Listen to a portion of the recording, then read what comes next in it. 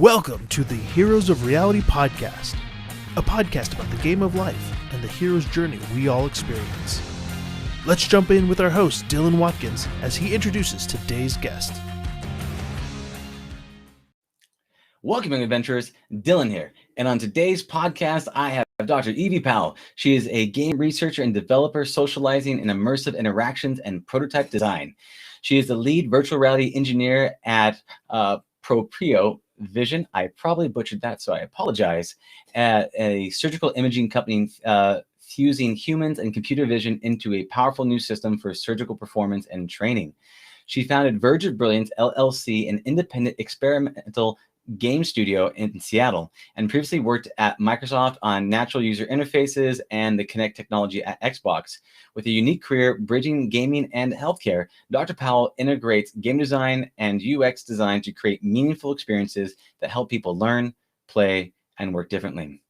At Proprio, she focuses on anticipating how surgeons think and designing a suite of tools to empower them to think and perform optimally. So without any further delay, I'd like to welcome Dr. Evie Powell. Hi. Hello. Hey, thank you so much for being on the podcast. Yes. Thanks for having me. Awesome. So we're just talking before this. I haven't talked to you in a little while. It's been a couple of years, Right. but we were both at the USC Creating Reality Hackathon. I was the lead judge over there. You were mentoring. We had some really good conversations on human interaction, human-centered design, game thinking, all that type of stuff. And so I thought it'd be great to have you come on the podcast and get all geeky with you on all of those types of subjects. Thank you. Yeah, appreciate. So I'd love to first kind of start off with like, what got you into the whole world of like game researcher and developing these immersive interaction systems? What sparked the general interest to have you go on this kind of quest? Okay. Let's see. I think back from 2009 to 2012, I was a PhD student at UNC Charlotte. I went to the GDC. Actually, this was a couple of years before the PhD.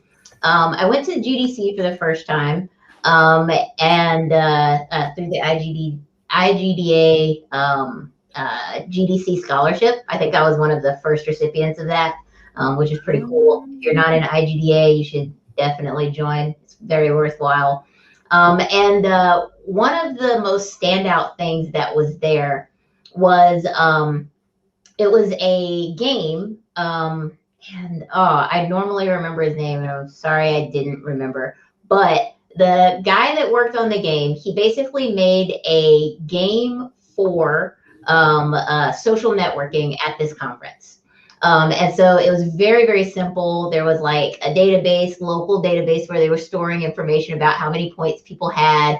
But it started out with like really basic missions, things like, find a business card with rounded edges, or find someone that works on virtual reality, or find someone that's from this particular company, and things like that. Mm-hmm.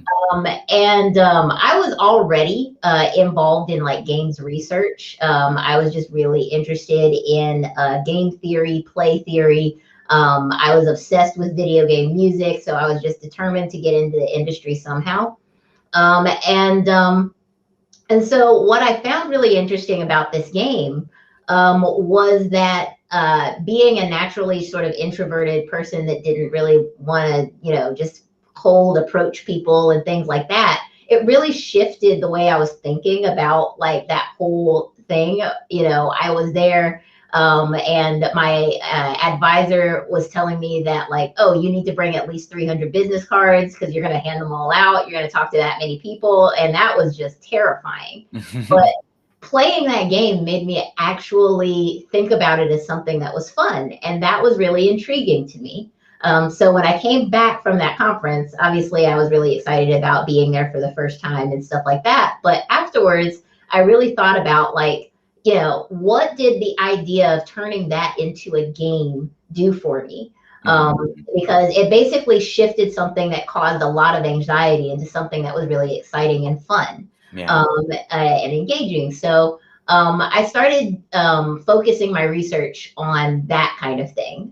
Whereas prior, I had been focused on, using games for education, for learning, like computer science concepts and things of that nature. But that really helped me shift my focus. And so by the time I graduated with the PhD, it was really more about socially pervasive game experiences.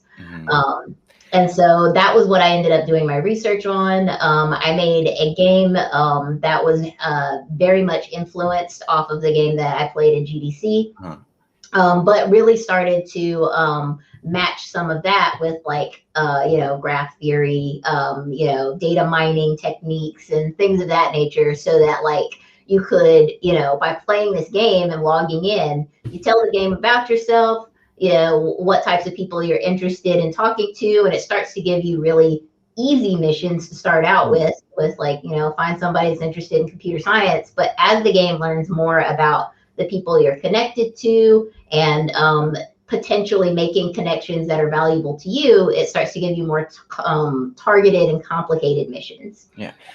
When you say socially pervasive, can you describe a little bit more about that? Oh, sure. The idea of a pervasive game. And so I'm pretty sure I'm using sort of outdated terminology at this point, ubiquitous computing, all of that stuff. We have different ways of talking about this stuff now. But when you think about the idea of pervasive systems, they're usually sort of always on, always aware, things of that nature.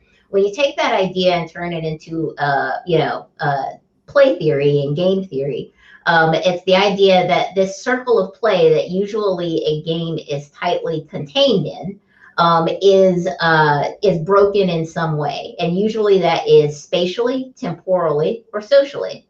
And so when you talk about a socially pervasive game, that's usually a game that blurs the lines between players and non-players.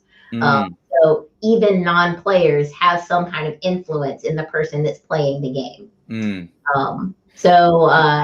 It was really interesting because it was really a combination of pervasive systems and ubiquitous computing, and this idea of pervasive game experience and blending reality from this game that you're playing. So it's interesting. So you're almost, what you're doing is you're bringing players that aren't really aware of them, and you're also almost automatically signing them up to be real world NPCs. Yes. Yeah, whether you want to or not. Whether they know it or they're not, you were helping me on my mission. Exactly. I had something very similar happen. I went to Orlando, Florida, and I messed up and I parked at this one. I don't know if you've ever been to Florida, but there's the where you go to Disneyland there is huge. It's massive, and I didn't realize this. I parked at the wrong spot, and I was there, and we're hanging out. Unfortunately, we misdosed an edible, and it was just stronger than we thought it was going to be. And then we were stuck at this one location. We had to go miles and miles the other spot. And then we downloaded the Disney map, the Disney app. And on there, I could see you are here. And we had to make it miles this way. And so we had to figure out this whole busing system to get from where we're at to where we wanted to go. And as we're there, looking at the thing, a guard walked up. He's like, "You guys doing okay?" And I'm like, "Yeah, we're trying to get to Disney World." And "Oh, you need to hop on this bus, and you're going to go to this hotel, and you're going to cross through this other hotel, and you're going to go on there." And I was like, "Thank you, real world NPC." I was like, gave me the mission. Then I got on the bus, and I got halfway closer to the date, and I looked at the map. I was like, I'm closer. And we started using the map to get to where we needed to go to. But that kind of became our own real world gamification pieces where people politely, if you ask them, would help you get to where you wanted to go. And it became from being this overwhelming adventure to actually being something that we could then focus on this task at hand. And because we had the task, the other, cognitive loops that are going on in the background for whatever reasons, it really lowered the anxiety of that socialness, right? That social, yeah. So it felt very similar and akin to what that was. What do you think that, because you're talking about designing this around the same type of situation as social anxiety, people being around, turn it into a game. What about that issue? Why does that make it less stressful? What about that situation? Is it a refocusing, or is it a different storyline we're telling ourselves, or What's the subtext there? I think you kind of nailed it with this idea of it's a different story we're telling ourselves. Mm-hmm. So for me, it's, or not for me, but for my research, basically, I talked a lot about the idea of shifting between the telic, this is a serious mindset, and the paratelic. Paratelic is just a fancy word of just saying like playful mindset. And so when we think about sort of high activity or high mental engagement. When we are in a serious mindset and we are thinking very, very, very focused on like a task, there's a like high energy associated with it. A lot of the times that is equated with something like anxiety or stress or something like that. It's like, okay, in reality, my entire goal is to survive. Everything is around this idea of just, being accepted, being alive, having resources, things of that nature. And so something that's just sort of high energy like that is just interpreted that way. Whereas high energy in a playful mindset is usually interpreted as excitement. So the same physiological response is interpreted differently between serious and anxious and anxiety, and non-serious and exciting and interesting.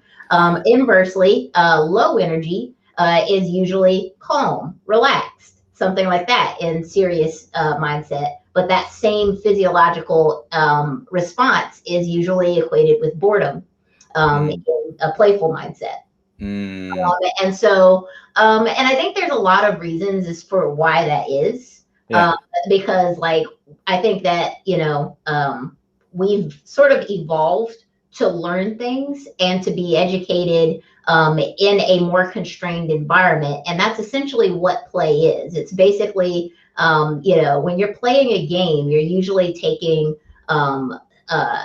some large continuous idea and then turning it into this sort of bounded experience where there are rules and there are very, very clear, discrete objectives. And so when we do that, then we are creating a boundary in which we can learn a very small subsystem that over time we tend to take that learning and apply it towards bigger and more serious things outside of that context. That's super interesting. So, I mean, like reflecting and parroting back just a little bit of what I'm hearing there, you have kind of like these meta stories, and depending on your mindset that you're in, your physiological reactions, you'll then interpret it different. If you're in the playful mindset, the high energy that you feel turns into excitement, versus if you're in the serious survival, if I mess up, I'm going to get kicked out of the tribe, run out of food, and die in the forest. Then that's a whole different mindset that you've got going on, right? So depending on your mindset, you'll take the physiology, combine that with the mindset, outputs your response to that, to the physiological responses, right? So you have those components going on. And what you're saying is that if there's too much ambiguity, if it's too vague, if there's too much to process, that vagueness creates uncertainty. The uncertainty creates fear and doubt and worry and all that fun stuff. But if you constrain it into a play box, and you say, no, don't worry about any of these other things. Just focusing on making that one NPC your friend so that he gives you the magical key card and you can pass on to the next level. Then all of that doubt, uncertainty, and fear goes away. And then you're able to then leverage, you can then just focus and take action. And then by being able to feel like you're making progress through the game, you then all those other like those weird subsystems in your brain kind of quiet down, the ruminating mind. Yeah. Yeah, you nailed it. That's great. Oh, that's super fun. Super fun. Cool. So this is, I mean, one of the things I'm also very passionate about is these types of topics is using VR primarily or gaming to help people be better, but primarily as a byproduct, but not the focus, right? Because if you make it the focus, it becomes work, and that sucks, and no one likes it. Hey, go do this work, versus have this really fun game, and as the byproduct, this really hard thing is now super easy to do. Right. And so, yeah, that is one of the best things to be able to do. So, so please continue. Yeah. Yeah. I mean, it basically just gives you an opportunity, like when you can confine and restrain the problem that way, it allows you to better figure out and interpret it in a way of strategy and outcomes and things of that nature. If you have too many inputs, it's really hard to make sense of it. I think it's a great way. And then even though I talk about a lot about blending and removing those boundaries, it's not about like completely removing them. It's about blurring them a bit so that the gameplay, there's room for outcomes that are happening in the game to actually affect your real life. Because like, I don't know, part of the framework that I ended up generating was sort of showing how we always sort of do that, no matter how tightly constrained a game is, usually there are parts of it that seep out. And people that play, even if they've never played the same game together, if you've played the game enough time and you've had a shared experience with other people that have likewise played the game, you start to, in those boundaries of like play and experimentation and growth and learning and stuff like that, you start to get things like culture and art and things of that nature. And that is sort of that blurred area. So usually when I talk about pervasive game design, it's a very interesting space where the designer is not just designing this really tightly constrained experience. They're trying to actually act as a maestro for like, these other things that they didn't put there, but they're there nonetheless. And you have to deal with that as the player of this blended game. Well, it's interesting. You're blending game mechanics and real world mechanics to cause emergent gameplay. Right. Yeah. And so you're looking at those elements and blending them together. When you're talking about a framework, can you say a little bit more about that? Are you talking about like a design framework or like how you're thinking about creating things? Could you say a bit more about that? Yeah. Part of my dissertation was creating what was a framework for building games like this. Because my first couple of passes of these types of games were very much, they achieved their goal to some extent, but there were sort of emergent outcomes that I didn't quite anticipate. Like, I think the very first time I made this game, a lot of people really, really liked it. So I made this game. We deployed it at an academic conference. Several people, I think it was something like 50 to 70 people were classified in my mind as active players. And so these were people that were really diehard. They were playing from the time the conference started to the time it ended. They were having a great time. They were all sort of like hovering in little circles and making little pods of people. It was very interesting to watch. The unintended and unexpected outcome, however, was that the other people that had decided not to play were very frustrated with this particular group of people, because they would be like, hey, come, I want to talk to you. Hey, do you go to this school? And they'd act like they were very, very interested in talking to this other person about like, their interest and what brought them to the conference or something like that. But at the end of the day, they wanted the points. And so these people were so interested and so compelled to just do anything to get points that everyone that was outside of the game felt like these people are just using me for points. They're not interested in learning anything or dealing with the conference. So don't talk to them. Yeah. Just using me for points. That's so funny. Yeah. So the first couple of iterations, I had to work through that. That wasn't the intent, was to be so deeply ingrained in this sort of ludic play where it's all about strategy and outcome and points and things of that nature. I wanted them to be able to seamlessly blend in with the rest of the conference, make better use of the conference through the act of playing the game. So I had to do a lot to sort of develop this framework in which, you can detect when someone's too deep inside the circle, into the ludic circle. How do you bring people into the circle and how do you take them out of it when they get in too deep? So when you say ludic circle, you're talking about the fun circle. Ludic is like, isn't that fun? I forget, it's like a Latin term. I remember reading it, but it's forgot about it. Yeah. It's usually, so basically I had this thing called Powell's pervasive play lens. PPP. Yes. Love it. And so deep inside of it is the ludic play. And ludic is what we are commonly associated with gameplay. So rules, outcome, strategy, strategic interdependence. There's a start to the game, there's an end to the game, and everything that you're doing conforms to these rules so that you can get the outcome that you want. And so then outside of that is like pedic, or like sort of child's play, experimental play. So there's this sort of looser boundary of play. And so if you were to think of the game of like basketball or sport or something like that, the sport might be basketball and that's ludic play. And then the pedic play is probably just, spinning the ball on your finger to see how long you can go with it, or, playing a game of horse, or doing something experimental with components of the original game. Yeah. Yep. I get what you're saying. That's cool. And so then outside of that is, I tended to use lots of Latin terms because a lot of the original works dealing with play theory sort of went that direction. And I was sort of building off of that. And so the next part is Agama. And so Agama is basically this idea of beauty. And so it's the idea of like, you've had enough shared experiences, maybe deeply in this ludic circle. And these are the artifacts that fell out of it. So this might be fan art.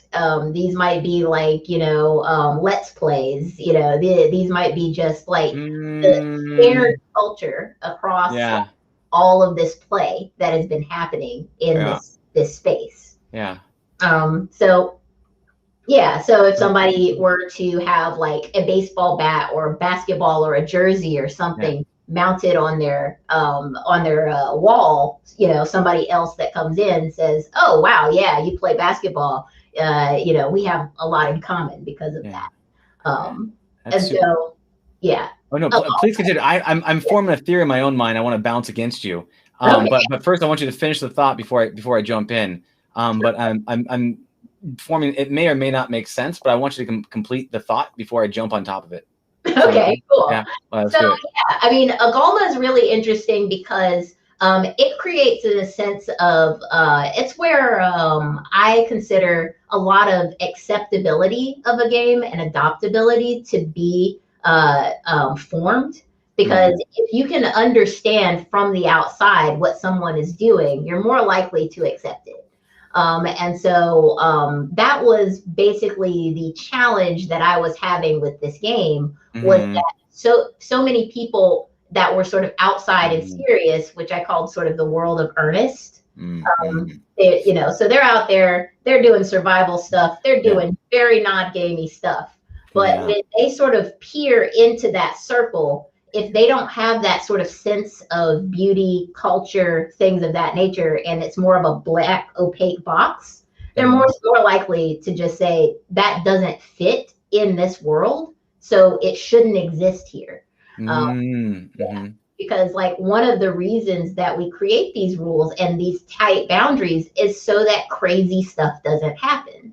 If you were to be boxing, and you have a very clear ring in which boxing is allowed, and there's two people that are engaged in it. And if you start boxing with people that are not in that ring or not in that round or whatever, you're not boxing, you're just beating people up, and that's not acceptable. So it's like, it's basically, what can you do to, but as a spectator, you kind of have that sort of bridge of, I'm not involved in the game, but I'm not, completely removed from it. So there's, all of these boundaries and, of games that we don't really think about. They just sort of materialize. And so pervasive gameplay is usually the idea of trying to orchestrate that space too. Love that. Okay. So you ready for my theory? And we'll see how this goes. What that reminds me of is the different play type patterns, right? So if you look at them, you have like an adventurous type, like an explorer. You have someone else that is all about progress. You have someone else that's all about creativity. And if you look at that from the center out, right? Depending on how focused you are on the game type, depends on your personality type. So some people go through the game just to finish it, right? And those people, they like to have those hard edges. They want to go in that they're completionists, right? I need progress. I need to finish things. I need to go through. I need to check the box. I need to complete said step, right? So that's level 1. That's in the dead center. On the outside of that is like, you know what? I'm not as interested in that. I mostly want to explore the boundaries of what's possible. And those are the explorer types. Those are the guys that you say, oh, there's the race. Other people, they're picking up blades of grass. They're trying to mold it into shapes. They're seeing how the wind affects it. They're more exploring the edges. They're not trying to complete. They're trying to understand. Yes. And those people are trying to understand. And they're on the second level where they're understanding their environmentals. The third level of the type is you're talking about creativity and expression.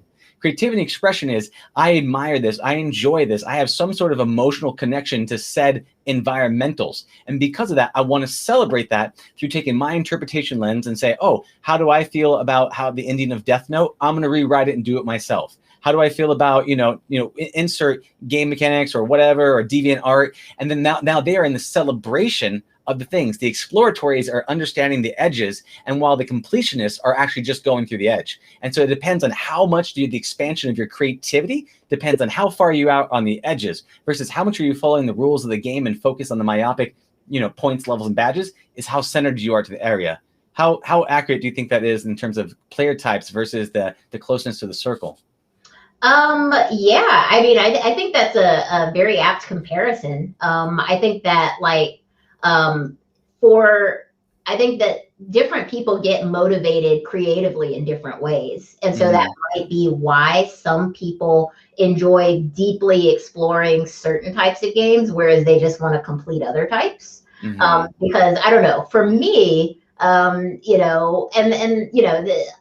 kind of like your theory because it could help understand, potentially understand the different types of people and how they could influence a socially pervasive game.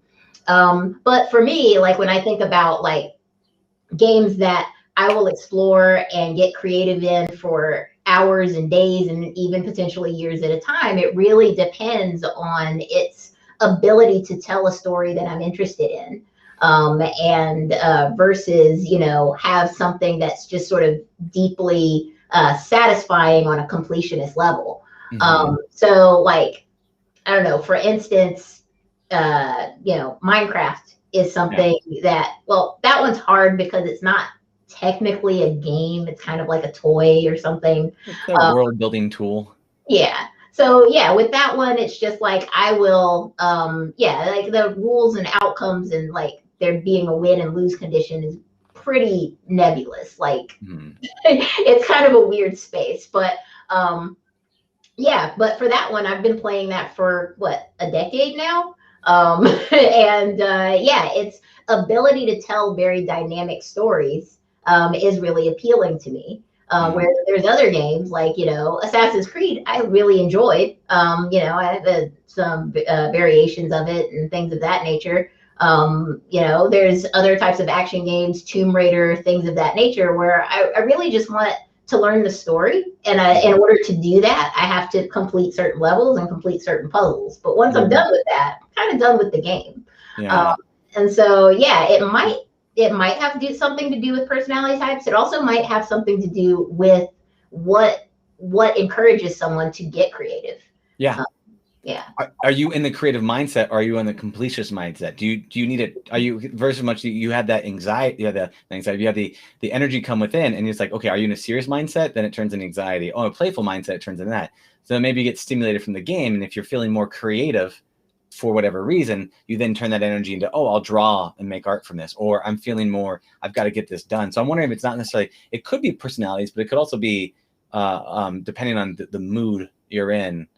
Possibly it's an interesting thought, but as you're describing that, I was thinking that sounds like these types of play characters, and then there's the completely disengaged person that just wants to super serious, and you got to bring them in somehow, and I don't know about the best spot to do that, either from the outside in or the inside out, but that's interesting.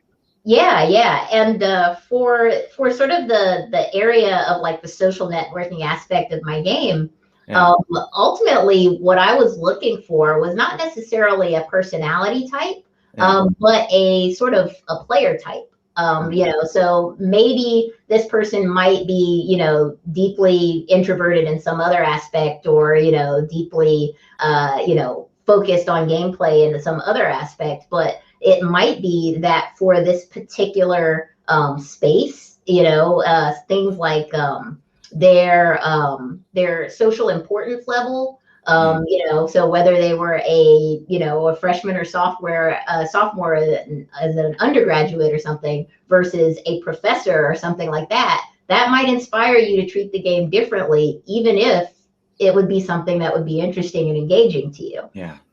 Because you may have more to lose by getting so deeply ingrained in this experience.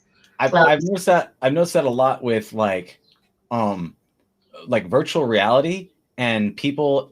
I've noticed the richer the suit the person has on, the less likely they are to have fun in virtual reality. Yes. And so versus like a 7-year-old will run and go, I don't care, we're having a great time. And they're just like, they don't care if they're naked. They're just running around screaming. Versus like if there's a boss or a CEO and they're surrounded by all their like people below them in hierarchy, and then they go, boss, put on the headset. They like do not want to look like a fool. And right. So they like, and that will completely color the whole experience. So like that's at least talking about that one. So I felt like that your status and what your interpretation of the technology will do to your status or the gameplay. So, exactly. That was actually something that carried over very nicely to virtual reality when I started working there. Was because of that understanding of the black box, and then also what the spectator's role in that experience is. Like, adoption for virtual reality is very dependent on the people that are outside watching you having a very clear sense of what you're doing and how you're behaving in that experience. When they can't see it, and when things don't sort of match up or line up with their expectation, then it doesn't really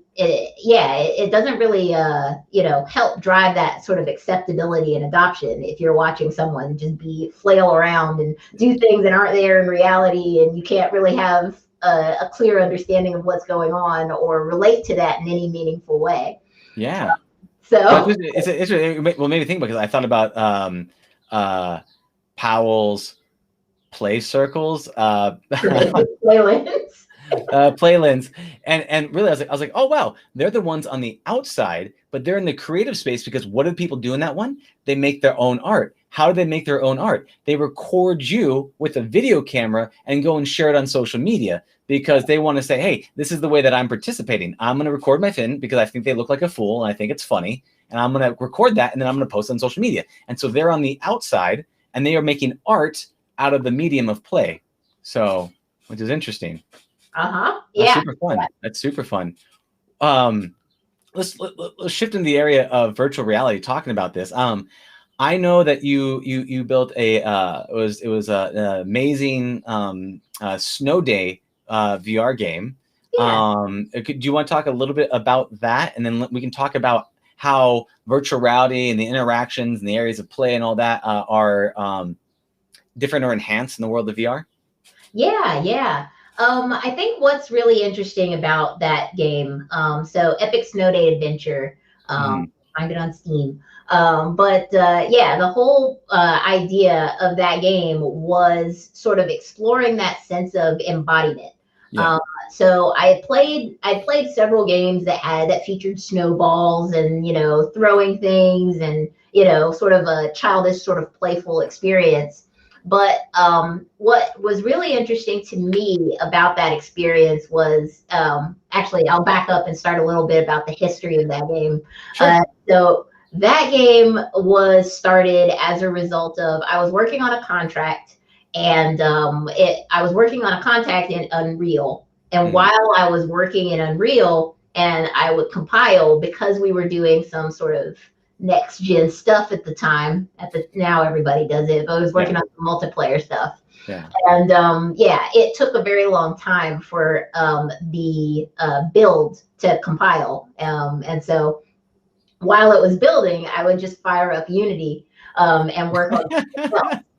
And so I started putting together this sort of snowy world and all of this stuff. And what was interesting was that it was so interesting and Like when I would put the headset on, I would feel a little cooler and stuff like that. And I really wanted to explore that. So at one point, I looked completely crazy because I have my headset on and I'm laying on the floor in the middle of this co-space, just sort of like lounging around in the snow and making, I didn't have the functionality for snow angles, but I was just like, doing things. And I was like, I want to scoop this snow up. I want to turn it into a snowman, all of that stuff. And so when I would think about that, I would just build it. And I would be like, well, I don't, I would put the headset on and do the motion and be like, well, I don't want to map it to the buttons because that will cause a person to lose that sense of embodiment. Like they should act. They shouldn't just feel like they're there. They should act like they're there too.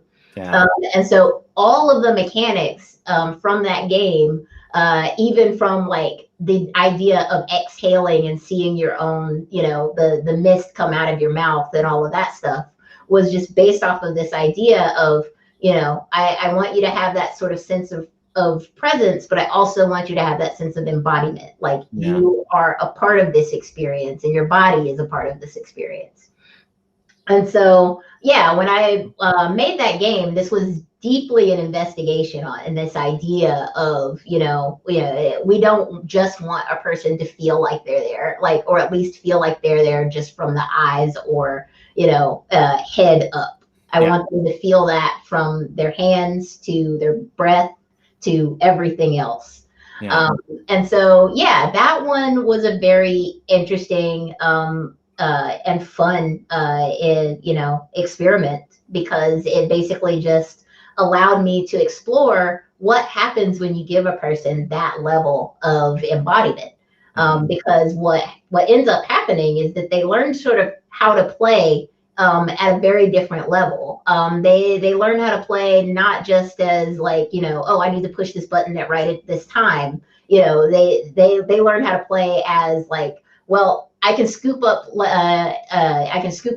snow faster by making wider gestures. Or, I should bend down more because then that'll give my arms more span. And so like what was interesting about it was not just the person inside having the time of their life, throwing these snowballs. And, I think at one point I added like mega super energy snowballs that would glow with mighty energy. You'd hurl it at people and they'd go flying.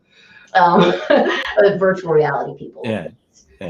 But also the spectators had a lot more to sort of work with.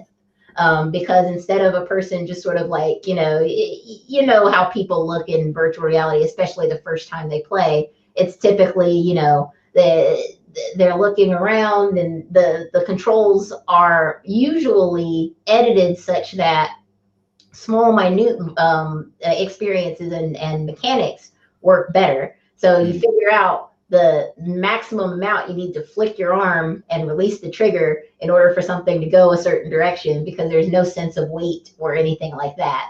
So it's just less of a, engaging experience unless you have, a big screen where everybody can see what you're doing. And so what was really cool about, Epic Snow Day Adventure was that, you put the big screen up, but the important and entertaining thing was actually the person wearing the headset, going around scooping up snow and throwing things as fast as they can and turning around. And so it was, what it makes me think about is I think that would be an amazing title or use case for the Oculus Quest with the hands.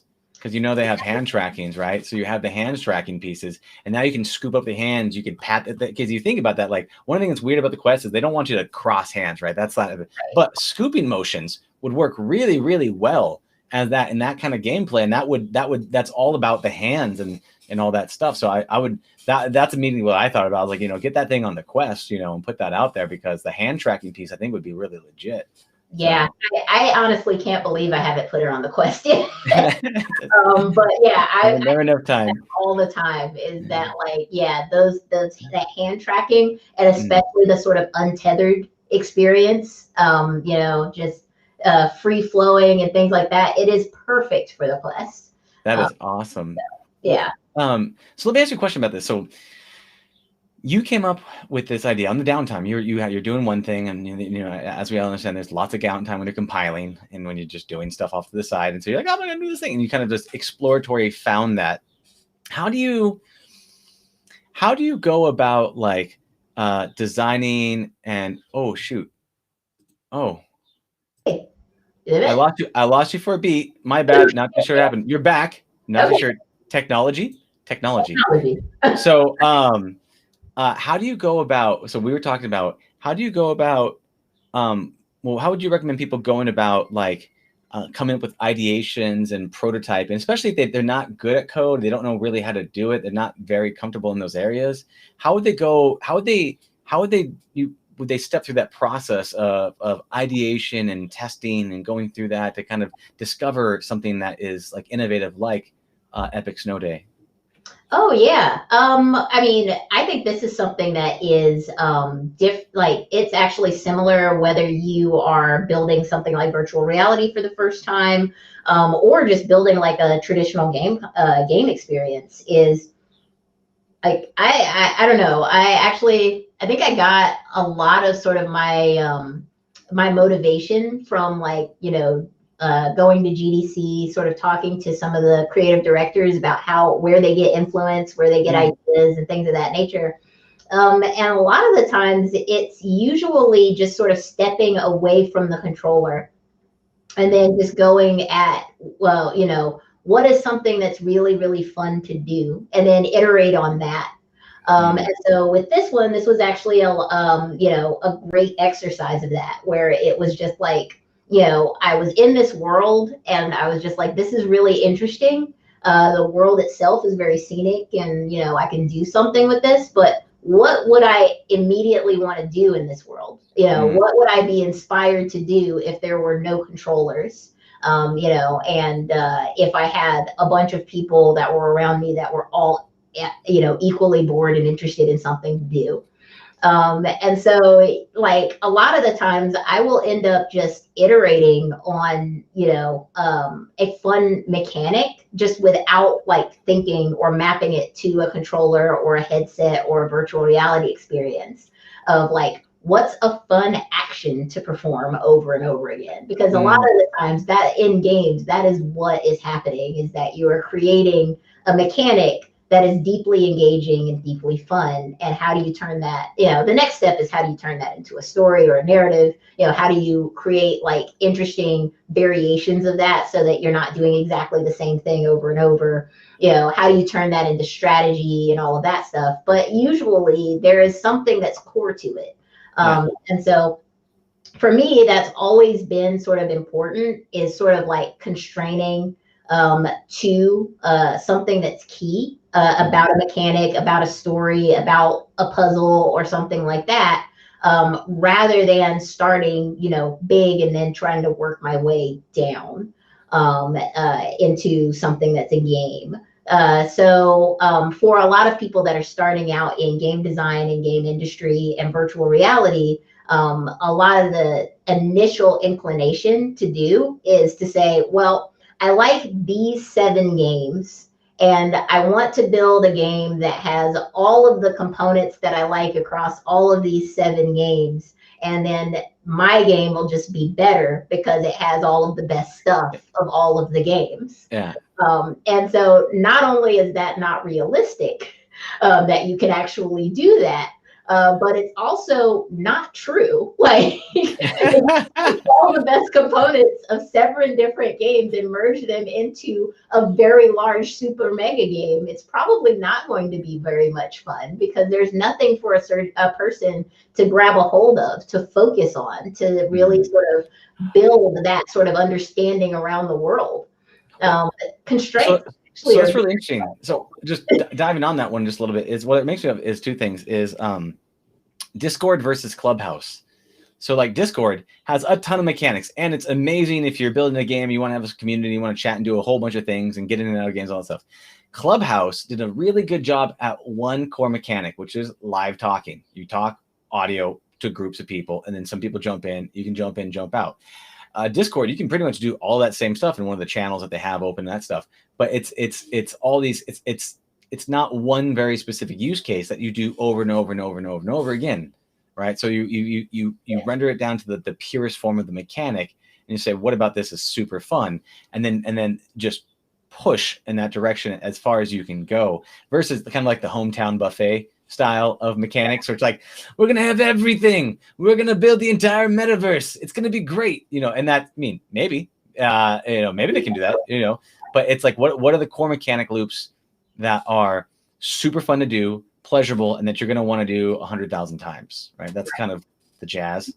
Okay. Yeah. And I think that, like, it's something like, you took it sort of spaced outside of games, and that's true. Like, people do that all the time. Like, even giant companies that like, you look at it and you go, wow, they literally have everything in this application, like Photoshop or something like that. Yeah. It's like, Photoshop has like a million different functions and utilities and all of these things, but they also are very meticulous about the way they introduce these things and these different layers and these different levels of just, being able to do more and more and more with it.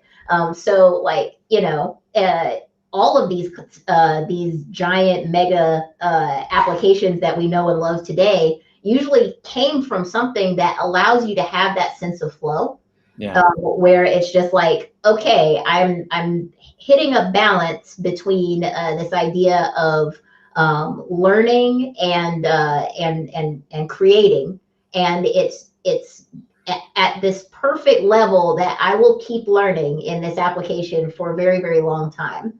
And so flow usually has a lot of implications around it. Usually you lose a sense of time, you're not realizing that you're gaining more value out of the system over time. There's this, but it also, the levels of frustration are just enough that you don't just throw the application away in a fit of rage. There's always something to it to keep you grounded, that like you have a place, you have a foundation with which you can keep growing on this platform. And so, like even non-game applications do this very, very well. They have a team of designers that are focused on just how do you create that sense of flow when you're you're working. And it's so hard to like, flow is one of those like amorphous, kind of like difficult to track. And you're talking, I think STIR is the acronym. It's like selflessness, timelessness, richness, and something else. I can't remember what it is, but it's one of the things. It's like as soon as you just say, "Oh, I'm in flow," you're out of flow. Like it's just you can't grab it, because as soon as it's like a non-duality state kind of thing. It's this weird thing that you just gotta be peripherally aware that you're in it, and just like, I'm not gonna pay attention. How do you tell, or how do you build something for flow? Like, how can you tell that your players are in flow? What are some like heuristics that you could see to show that people are in flow? What do you got? What are you thinking? So like you just said, I totally 100% agree that it's this sort of ephemeral, like this. Yes. It's really hard to grasp it. And a lot of people talk about flow, but it's really hard to sort of articulate what causes it. Or what you can do to achieve it. But you can tell when someone is in it, and you can tell the moment it's broken. And so, flow disappointment. Yeah, exactly. And so VR has something that is sort of tangential, not directly related, but it's that sense of presence. There's a contract that you make in virtual reality where a person says, I'm going to give you pieces of my brain that normally people, creatives don't have access to, like my vestibular system, my sense of balance and direction, and all of these things that I use my periphery and my inner ear and all of that stuff for. I'm going to give that access to you so you can tell me an interesting story or give me an interesting experience. And I'm expecting you not to break me. Don't hurt me. Don't traumatize me. Don't make me fatigued and make me virtually sick. You are speaking on something that's so powerful. I say you are controlling someone's entire reality. Be gentle. So that's why I am like the one like giant pet peeve I have that I can't stand, that like I'm pretty cool most of the time, but like one giant pet peeve I have are friends or people messing with people in virtual reality. people that poke them and kick them and push them. And it's like, it drives me nuts because it's like, look, guys, they're trying to enjoy themselves. And your enjoyment is Schadenfreude. Your enjoyment is coming from ruining their enjoyment. And that's not a way to enjoy life. That you might get some pleasure out of it, but it's rude and it's disrespectful. And it's also, you have a unique responsibility and privilege to care for someone's like well-being inside there and like make it a safe place. And if you don't, it's rude. It's just rude, you know? So it's like, hey man, be cool. Just be cool. Can we all be cool? Yeah. So you're right when that you're saying, because it's a very vulnerable situation. Hey, I'm going to give up my entire reality for you to tell me a story. Like, how do you, on that note, how do you deal with these two realities? How do you deal with the fact that, virtual reality is all about presence and interaction, right? But then we want to tell these stories. But in virtual reality, nobody cares about stories. Like if I sat there and you put on a headset and then all of a sudden I monologued at you for 10 minutes while you have a headset on, you're going to want to kick me in the shins. So how do you rectify the power of storytelling, right? And also our hatred of storytelling inside the VR experience when all we want to do is play and interact? How do you rectify those two worlds? That one's fun because, you know, you hit the nail on the head about like today's virtual reality experience. Because you're right. People aren't, you know, there's a lot of reasons why people can't tolerate storytelling in virtual reality. And so for me, that sort of rectification is actually my journey. Like, you know, with Verge of Brilliance, or Brilliance or whatever I end up doing, the idea is that I want to be able to tell epic stories. I want to create fantastic RPGs and beautiful, fantastic experiences in VR. And I am very aware that it's a long way out because that sense of presence is very fleeting currently. And a lot of it can be dealt with, like, designers still learning the ropes about, like, you know, what kind of UI is diegetic, what kinds of things keep people engaged, what types of things break them out of the experience, and cause a level of fatigue associated with long bouts of gameplay. But then there's also parts where it's just like the technology is not there yet. It's too heavy, it's too fatiguing, you know, so you could be in completely engaged in epic audio, that's 360 degrees spatially audio, you know, all of this really, really cool stuff. But at the end of the day, it's just like, there's too much fatigue being introduced in all of these different areas of, like, you know, novice designers that don't really know how to keep a person engaged, hardware that's just a little too hard, locomotion, which is absolutely usually a killer for, storytelling and that sense of diegetic movement. So like this idea that, like, you know, teleportation is kind of like a Band-Aid. It's like we do that because, steering around is just so awkward and awful to just experience. And usually people's play spaces aren't large enough to travel the, you know, creative, like, you know, landscapes that people create. And so, but until we have something that actually doesn't break you from feeling like you're in the game, you know, locomotions, the teleportation strategies and all of these other sort of variants thereof are what we've got. So yeah, I think that storytelling is going to come along with those, you know, those micro victories of how do you keep a person in there instead of 15 minutes for 30 minutes? How do you keep a person in there from 30 minutes to 3 hours? And games like virtual reality just isn't there yet. Like, you know, you're not that long. You can, I mean, well, I've definitely done it longer than that. Often. You're right though. There is a certain amount of external friction, right? Friction of the system, friction of you break the immersion through the locomotions, you break them more. If you have a cord wrapped around your legs, it breaks immersion. And so you get distracted from the storyline.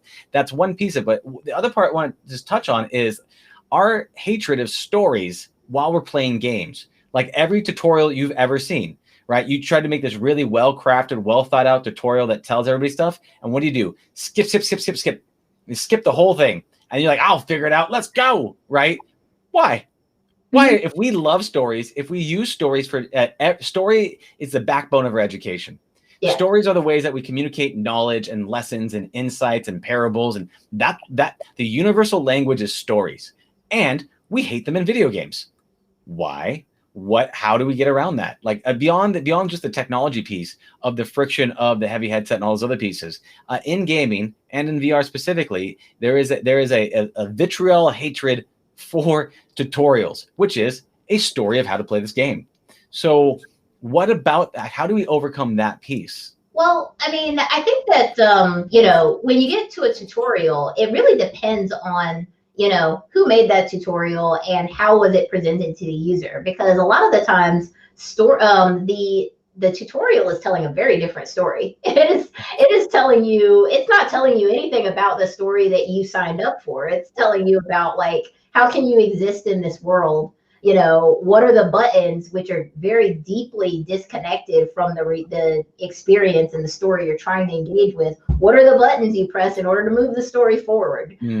All of that stuff. So when it comes to things like tutorials, I don't think this is any different from, the non-VR games that we play. It's like, hate that.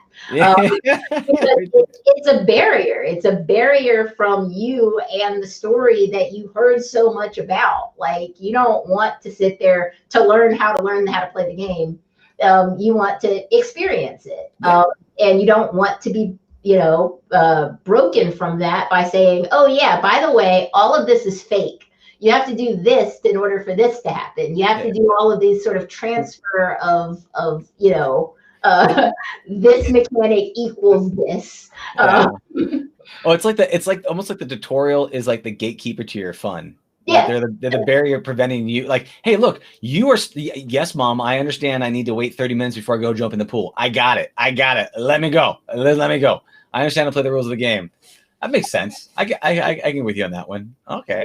Yeah. I mean, I think that there's a lot of the external factors, but then there's stuff that we do as a part, and like for people like you and me, like that have been playing in virtual reality and building and creating content for as long as we have at this point. Like, we might be a little more forgiving of that because we realize that there is some level of, having to learn the system. But I think that, virtual reality in its current infancy form is really going to actually have to do that less and less as we start to incorporate more of the different sort of modes of operation into virtual reality. So now we're starting to incorporate things like eye tracking and more sort of just natural hand gestures and things of that nature, which are closer, if you do it right, closer to one-to-one with reality. So there's less of a tutorial that's needed because there's less of a mapping of buttons and things of that nature to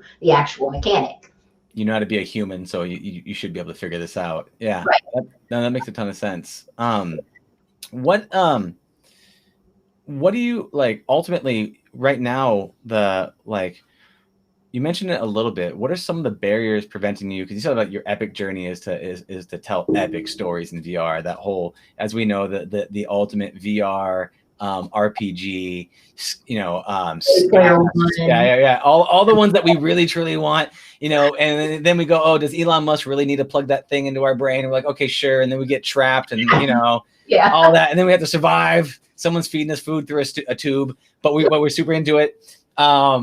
So what are the barriers do you think right now and you touched on a little bit, and what needs to happen to really be able to open up those worlds that all of us as game designers and world builders really want to happen? I've been thinking about this a lot, especially since the pandemic started, because one of the things that I assumed would happen would be people would get a lot more engaged in VR because, you need an escape or something like that. But I know that at least for me, that didn't happen. And it's really interesting. So, if similarly that didn't happen for you, you might want to think about what are the reasons why in all of your downtime where you're just I am so terribly bored. I need to do anything, and don't think to put on the headset. And there's like a couple of reasons why that is, in my opinion. One is this idea of accessibility. One thing that traditional video games have gotten right over time, that virtual reality has not achieved yet, is that there are many variations and levels of fitness and health that a person is in throughout throughout any part of the day. Virtual reality requires 100% attention and 100% health in order to deeply enjoy virtual reality. If you are at 70%, you're not going to want to put on that headset. If you're at 90%, you're probably not going to want to put on that headset.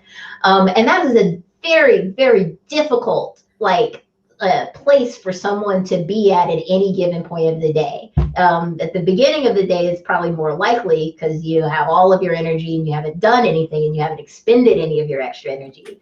But at the end of the day, when you're done with work or done with school, done with your homework and all of that stuff, it's certainly not there. And so for me, like that, people a lot of the times think of accessibility as something that's only for someone that is differently abled, someone that, might have like low vision in one eye, or they're missing an arm or something like that. But accessibility is really for everyone. And if you're leaving out the differently able, you're probably leaving out the bulk of people as well. Because at any point, I can stump my toe and then I don't want to play virtual reality anymore. I can read a book all day and then I don't want to play virtual reality anymore. I could be sick with a cold and I don't want to play virtual reality anymore. Or, so I think that's probably one of the number one things that keeps people from having these deeply enjoyable, deeply engaging experiences, is that it's not conducive to that yet. It doesn't allow the variations that you go throughout the day. Yeah, it's a challenge to design. One thing is like casual gaming versus hardcore gaming, the level of intention and skill. Button mashing has joys versus skill building has joys. And you want to provide something that's got a bit of everything for everyone without feeling someone feel isolated or left out or dumbed down or whatever you want to call it. Right. So it's it's at a much higher degree because it's your whole body. Right? It's like so much more. Right. That's super interesting. So unfortunately, I gotta cut this a little short today because I gotta go boogie to another event. I'd love for you to stay on just for a minute afterwards so we can wrap things up. But before that, I'd like to say, is there anything else you'd like to let people know about before you tell them how they can get a hold of you and find out more about what you do? Oh, sure. Well, one of the things I work on now, I am a engineering manager and sort of virtual reality architect at Proprio, which is a healthcare company, and we focus on medical devices. And it's a virtual reality experience that is meant to help surgeons do surgery on your back better. And so really, really cool. And we are hiring. So anyone that has a virtual reality background, and especially, if you have for me, like I have a video game background, so I'm always looking for people that can sort of help from sort of that virtual reality, that mindset of like bridging that gap between this is what a medical device needs, whereas this is how you make it, useful and optimal for a person that's like deeply engaged in a task. So we're a very, very multidisciplinary company. We very, very much value people with virtual reality and background in game design and development. And you would be working with me. So win-win all the way around. Awesome. So if you're interested, go to propriovision.com, look at the job opportunities there, and let me know. Awesome. All right. Well, thank you, Dr. Evie Powell. I really appreciate this, and it's been a pleasure, absolute pleasure chatting with you. It's been a joy. I really do thank you for your time, and I appreciate all that you do. And I will see you on the other side. Awesome. Thank you. Thank you. Bye now. Thank you for listening to the Heroes of Reality podcast. Check out heroesofreality.com for more episodes. While you're there, you can also take the Heroes quiz to find out what kind of hero you are. Or, if you have a great story and want to be on the podcast, tell us why your hero's journey will inspire others. Thank you for listening.